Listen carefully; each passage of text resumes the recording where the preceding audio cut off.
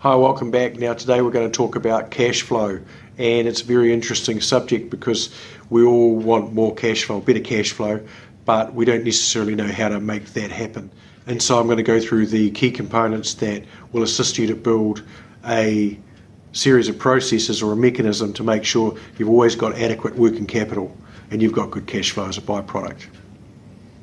Alright, so the first thing we need to do when we are putting together components that give us a strong cash position or strong cash flow is we need to look at our sales separately, confirmed sales separate from invoicing. So a confirmed sale is not a produced sale, okay? So we all tend to look at invoicing as where it all happens, but it doesn't all happen at invoicing at all. It actually happens when we sell the product. So we need to separate sales activity from production and invoicing, and separate production and invoicing from receivables or collection. Okay, so that's the first thing.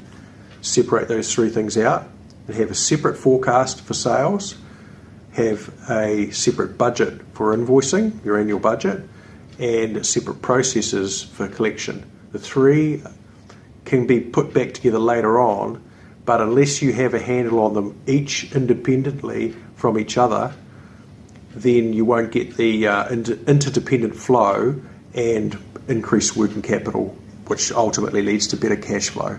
So once you've got the structure in place, such as a budget, and then you've got a sales forecast that's going to ensure that budget's delivered on, provided that you've got all the sales team and that's adequately resourced, then we need to actually track and manage. So we need to be able to track and manage highs and lows, okay?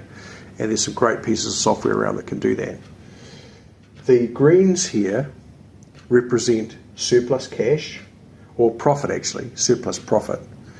And the reds here represent where there's not going to be a profit, potentially. So we want to be in profit 8 to 10 months out of 12, okay? And the reality is a lot of companies aren't in profit every month of the year. Some are, and that's great, good on them. And there are a lot that aren't. So we need to actually be able to build the war chest in times of feast to pay for the dips in times of famine. And so when that surplus happens, and the profit is produced, what does that go into? And this is something that hopefully a lot of people understand, but not everybody always understands this. So we've got our profit and loss, P&L, monthly, and let's just say it's producing a profit. It's excessive profit of, say, 100 grand comes out of it. Well, where does that money go? And in answer to the question, it goes into the balance sheet, either as reduction in loans, paying down debt, obviously, which is the same as reduction in loans, but it could be shareholder repayments, stock movement, stock going down or up, and cash on hand. So when we talk about cash flow or cash on hand is really a byproduct or an afterthought as such, because at the end of the process where you've sold well, produced well, on time, with margin, then you end up with, and these things are taken care of, then you end up with cash in the bank. So now that we've got the structures in place and we know what to do to put structure in place to reduce our loans, create a surplus, have some cash in the bank and manage that, then we can start to manage timing around payments and manage people's expectations so that we're in a comfortable, strong position with our creditors. And after that, we need to look at how to close the gap. So how do we actually build more working capital so that we have more cash on hand? We're not being the bank to all of our customers. So now I want to have a quick look at closing the gap. So from when the product is quoted, through to the sale is made, through to the product is actually delivered and invoiced, and then we receive payment, this is your cash conversion cycle.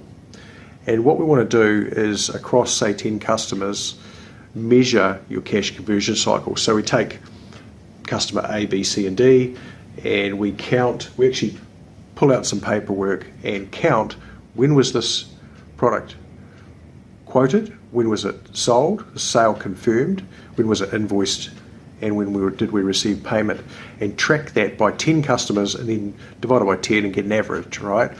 Get an average for each component in the cash conversion cycle. Very interesting exercise. Every time I do this, the owner and the leader are quite surprised at some of the things that they find out from it. So let's just say sale to invoice is 28 days. 28 days. And invoice to payment is 60 days. Okay, so that's 28 and that's 60.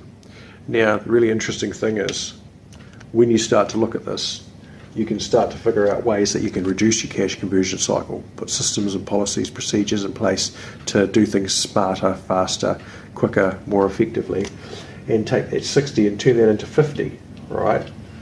And take that 28 and turn that into 24, let's say. Not too much of a huge improvement, but because you're measuring it, you can start to focus on it and start to reduce it. The 4 days that you've shaved off here and the 10 days you've shaved off here turn into money in the bank. So now I want to focus on high value relative income. And there are 3 key things that make all of this other stuff a lot easier.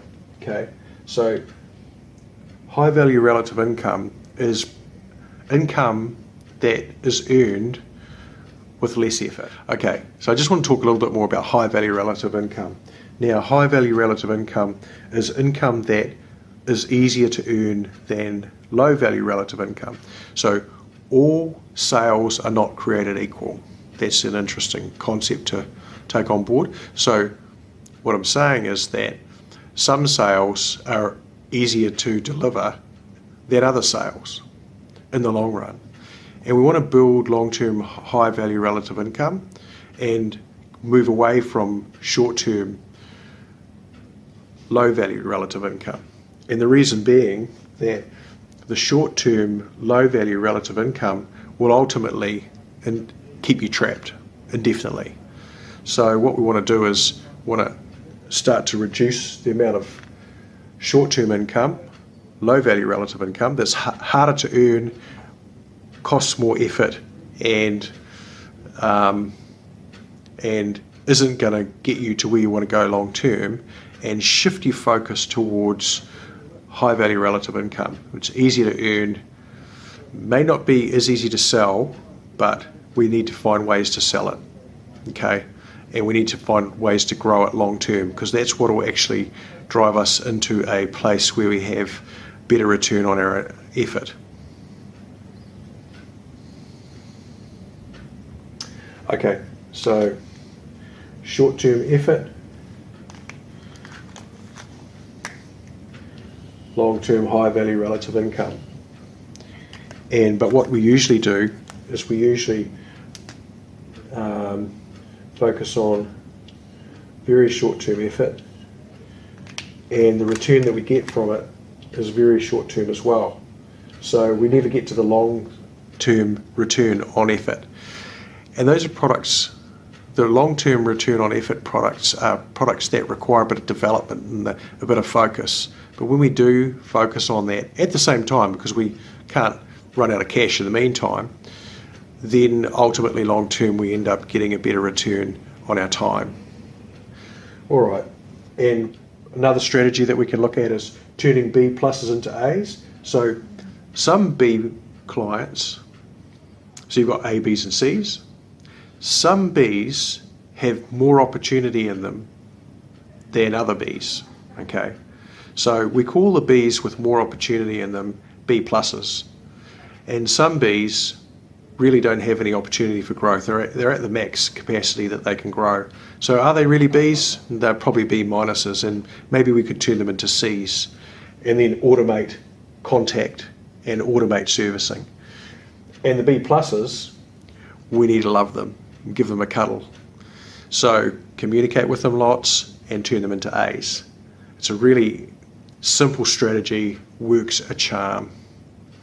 All right, and position yourself as a category leader.